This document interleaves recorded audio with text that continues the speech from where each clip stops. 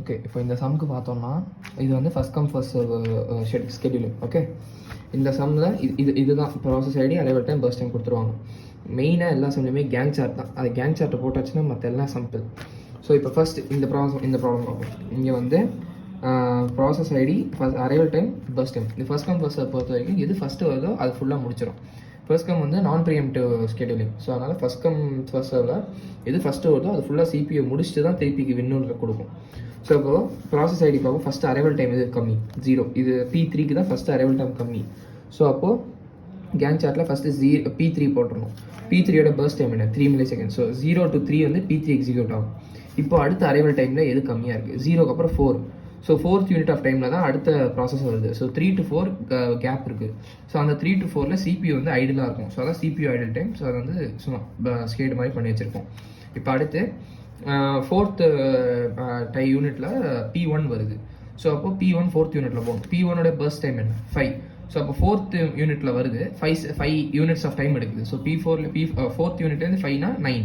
So from 4 to 9 P1 execute ஆகும். அடுத்து next வந்து அரைவல் டைமில் இது கம்மியாக இருக்குது, 5. ஸோ இப்போது நெக்ஸ்ட்டு வந்து 5 வரும். ஐ மீன் P5ங்கிற P5 ப்ராசஸ் வந்து நெக்ஸ்ட்டு வரும். ஸோ அதோடைய பர்ஸ்ட் டைம் என்ன, 4. ஸோ இப்போ 9th யூனிட்டில் P5 இப்போ உள்ளே வரும். ஸோ ஆக்சுவலாக P5 வந்து 5th யூனிட்லேயே வந்திருக்கும். அது இங்கே P1 எக்ஸிக்யூட் ஆகுதுன்னா P5 வெயிட் பண்ணும். அப்போது ஸோ அப்போ 9th யூனிட்டில் வந்து P5 உள்ளே வரும். ஸோ அப்போ P5 உள்ளே வந்ததுக்கப்புறம் 4 யூனிட் எக்ஸிக்யூட் ஆகும். So which is 13. ஃப்ரம் 9லேருந்து 4 வந்து 13. ஸோ இப்போ அடுத்து லாஸ்ட்டில் வந்து 2 இருக்குது. ஸோ இப்போ 5க்கு அப்புறம் 2 வந்து 6. இப்போது ஃபர்ஸ்ட் கம் ஃபர்ஸ்ட் சர்வில் இப்போ 2 ப்ராசஸ் ஒரே டைமில் வந்ததுன்னா எந்த ப்ராசஸ் ஃபஸ்ட்டு வந்திருக்கோ, ஸோ ப்ராசஸ் ஐடி தான்.